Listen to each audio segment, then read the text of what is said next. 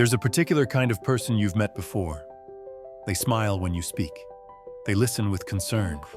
They offer help before you ask for it. They say the right things at the right time. And for a while, you believe them. You believe they care. But something doesn't sit right. Something beneath the surface feels off. You can't name it yet. You can't prove it. But your instincts whisper a warning you've learned to ignore. Because we've been taught that kindness is always noble, that generosity is always pure, that someone who helps you must have your best interests at heart. But that's the lie. Kindness, in the hands of the weak, becomes a weapon. Not the kind that draws blood, but the kind that binds you, that makes you owe them, that turns your gratitude into their control. This is not about the truly kind. The ones who give without keeping score. The ones who help because it aligns with their values, not because it serves their ego. This is about the others. The ones who've learned that power doesn't always roar. Sometimes it whispers. Sometimes it offers you a hand while slipping a chain around your wrist. And if you don't learn to see it, you'll spend your life serving people who never deserved your loyalty. Let's talk about how weak people use kindness to manipulate, and how you stop falling for it. Manipulation doesn't announce itself. It doesn't walk into the room with a warning label. It wears the face of virtue. It speaks the language of compassion. And it makes you feel like you're the villain for questioning it. The weak have learned something the strong often overlook. People trust kindness. They lower their defenses around it. They feel obligated by it. And obligation, my friend, is the currency of control. Marcus Aurelius once wrote, "Lauder, the best revenge is to be unlike him who performed the injury." But what happens when the injury is wrapped in a gift? What happens when the harm is disguised as help? The manipulator knows you won't suspect them, because they've positioned themselves as your ally, your supporter, your friend. And anyone who questions them will look cold, ungrateful, paranoid. That's the brilliance of it. They don't attack you directly. They don't need to.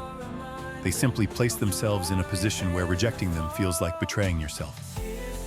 Think about it. How many times have you stayed in a relationship? Romantic, professional, familial. Not because it served you, but because leaving would make you look like the bad guy. How many times have you swallowed your discomfort because someone reminded you of all they've done for you? That's not love. That's leverage. The martyr doesn't give to you. They invest in you. And when the time comes, they'll collect, with interest.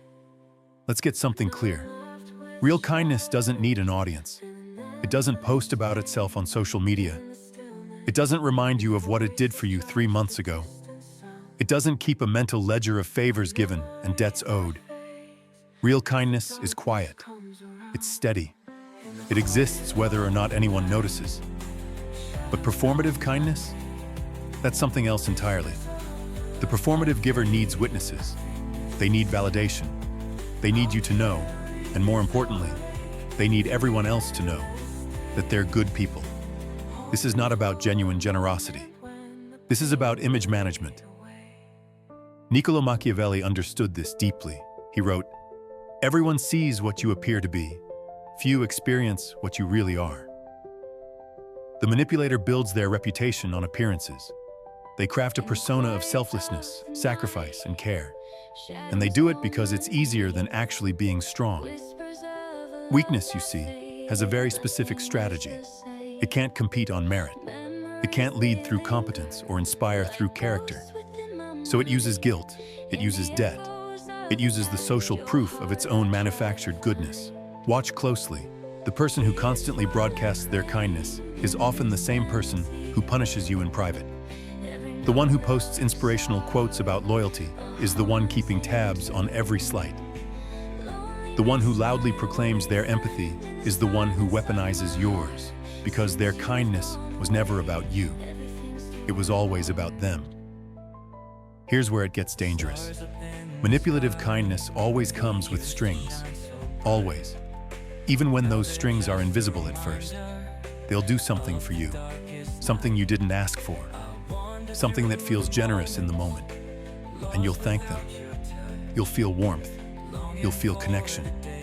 But then, weeks later, maybe months later, they'll bring it up, casually at first.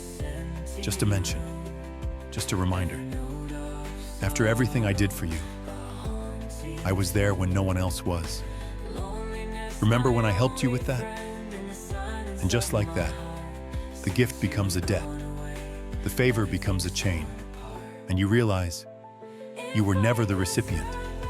You were the investment. This is emotional extortion dressed as generosity.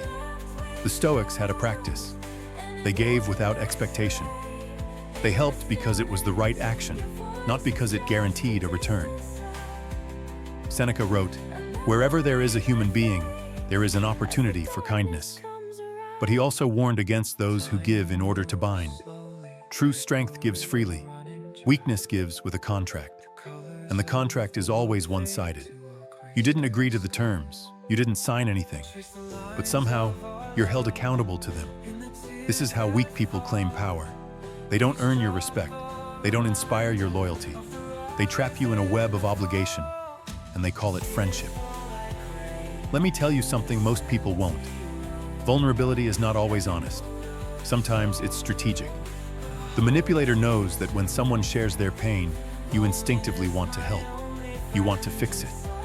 You want to prove you're a good person by being there for them. And they use that against you. They'll share just enough trauma, just enough struggle, just enough sadness to make you feel responsible for their emotional state. Not because they trust you, not because they're genuinely seeking connection, but because it makes you easier to control.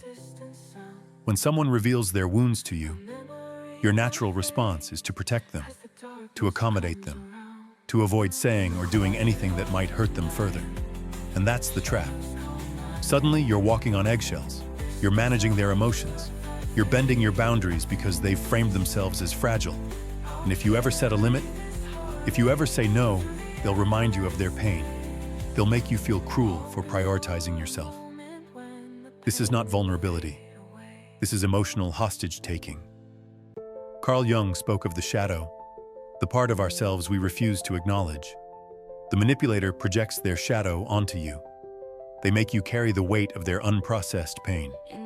And they call it intimacy. Real vulnerability creates connection. It invites mutual understanding. It doesn't demand that you sacrifice yourself to soothe someone else's suffering. Manipulative vulnerability demands that you stay small, stay quiet, stay compliant, because anything else would make you the villain. Some people never forget what they've done for you. Not because they cherish the memory of helping, but because they're keeping score. Every favor is noted, every kindness recorded. Every moment you leaned on them is filed away for future use, and you won't know they're doing it. Not at first, because on the surface they seem generous, they seem supportive, they seem like the kind of person you can count on. But watch what happens when you can't give them what they want. Watch what happens when you set a boundary. Watch what happens when you prioritize your own needs over theirs. Suddenly, the list appears. I did this for you. I was there when. I never said anything, but... And now you see it. The kindness was never free. It was always conditional. And the condition was your permanent debt. The Stoic philosopher Epictetus taught that we should give as if we're throwing a ball to a child, freely, without attachment to whether they throw it back. But the manipulator doesn't throw the ball. They hand it to you with a receipt. This is the strategy of the powerless. They can't command respect, so they manufacture obligation. They can't earn devotion, so they guilt you into it. And the tragedy? You might spend years believing you owe them something, when in truth, you owe them nothing.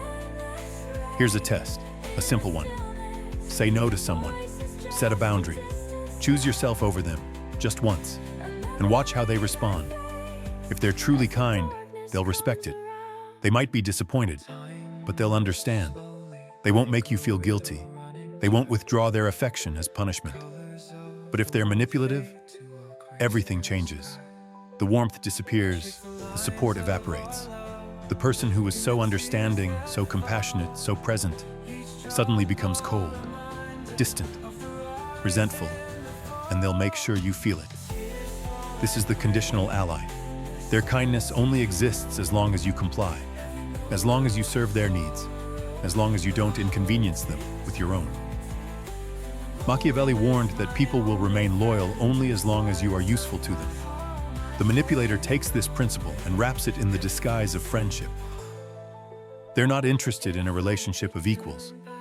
They're interested in a dynamic where you remain indebted, compliant, and beneath them, because that's where weak people find their power, not in their own strength, but in your submission.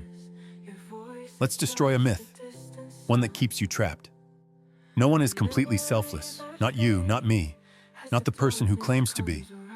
Human beings act according to incentives. Sometimes those incentives are noble. We help because it aligns with our values, because it creates meaning, because it makes the world slightly better. But sometimes, the incentive is control. The person who plays the selfless martyr is lying. To you, yes, but also to themselves. They tell themselves they're kind. They tell themselves they're generous. They tell themselves they ask for nothing in return. But watch their behavior. Watch what they do when their kindness doesn't yield the result they wanted. Watch the resentment that leaks through when you don't reciprocate in the way they expected. That's not selflessness. That's a transaction disguised as virtue. Arthur Schopenhauer wrote, "Compassion is the basis of morality." But he also recognized that much of what passes for compassion is simply self-interest in disguise. The truly kind don't need to tell you they're kind. Their actions speak. Their consistency proves it. And when you can't give back, they don't withdraw. The manipulator? They'll remind you. They'll guilt you. They'll make sure you know exactly what you've cost them. And in doing so, they reveal the truth. Their kindness was always about them. Here's the uncomfortable truth. The people who manipulate through kindness do so because they lack other options. They're not smart enough to outwit you. They're not strong enough to overpower you. They're not charismatic enough to inspire you. So they take the path of least resistance. They exploit the one thing most people won't question: goodness.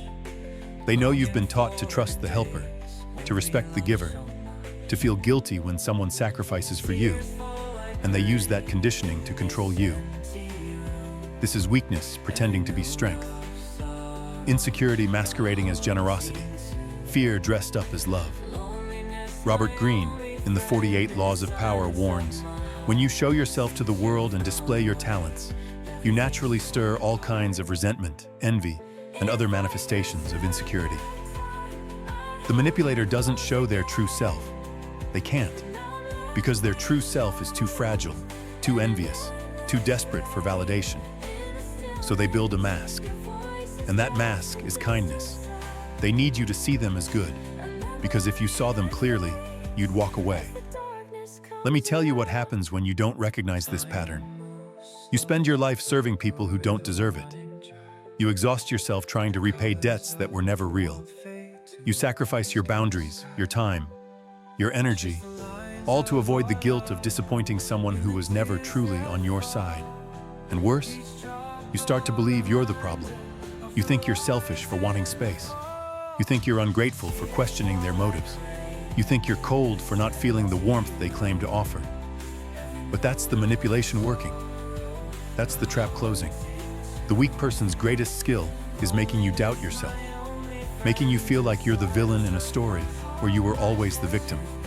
And the longer you stay, the harder it is to leave, because they've woven themselves into your identity. They've made you dependent on their approval. They've convinced you that without them, you'd be lost. But that's a lie. You were never lost. You were captured. So how do you protect yourself? How do you recognize manipulation dressed as kindness before it's too late?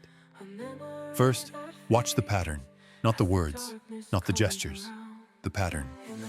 Does their kindness come with conditions? Do they remind you of what they've done? Do they punish you when you don't comply? Second, notice your own feelings. Do you feel lighter around them or heavier? Do you feel free or obligated? Do you feel seen or indebted? Your intuition knows. It's been trying to tell you, but you've been trained to ignore it in favor of being polite, being fair, being kind. Stop that. Third, test the boundary. Say no, choose yourself, and watch what happens. The truly kind will respect your autonomy.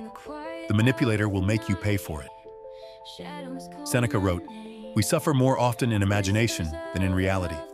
But sometimes the suffering is real, and it comes from staying tethered to people who never loved you. They only loved what you could do for them." Here's what you do now. You stop accepting kindness that comes with invisible price tags. You stop feeling guilty for prioritizing your own well-being. You stop mistaking obligation for loyalty. You learn to give freely without expectation. But you also learn to receive with discernment. Not everyone who offers you help is your friend. Not everyone who smiles at you wishes you well. And not everyone who claims to care actually does. The strong give because it reflects their values.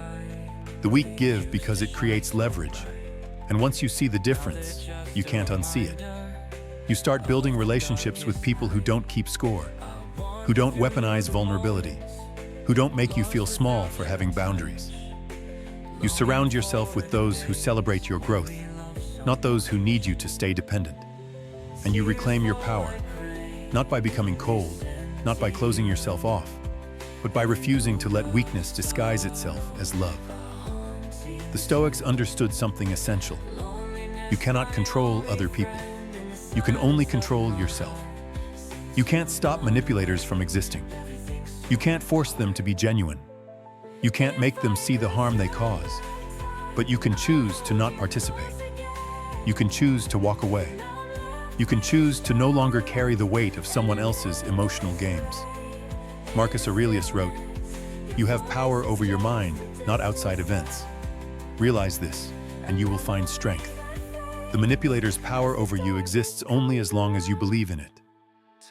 The moment you stop fearing their disapproval, the moment you stop needing their validation, the moment you stop accepting guilt that isn't yours, you're free. And freedom, real freedom, is not found in being loved by everyone. It's found in being true to yourself, even when that means standing alone. Let me leave you with this. Kindness, real kindness, doesn't ask for anything in return. It doesn't keep score. It doesn't punish you for having boundaries. It doesn't make you smaller so it can feel bigger. Real kindness is an expression of strength. It's the overflow of a person who is secure, self-aware, and aligned with their values.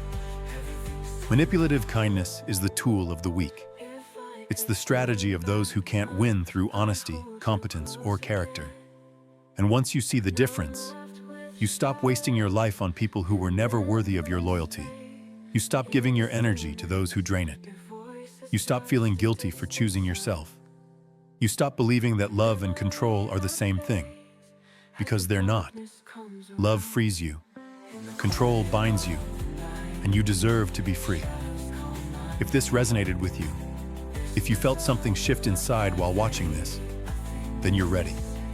You're ready to stop falling for the disguise. You're ready to reclaim your power. Subscribe if you want more uncomfortable truths, more insights into human nature, more tools to navigate a world that will lie to you if you let it. Because the truth doesn't care if it makes you uncomfortable. It only cares that it sets you free. The weak will always find a way to make you carry their burden. The strong learn to put it down. Now go, and stop carrying weight that was never yours to hold.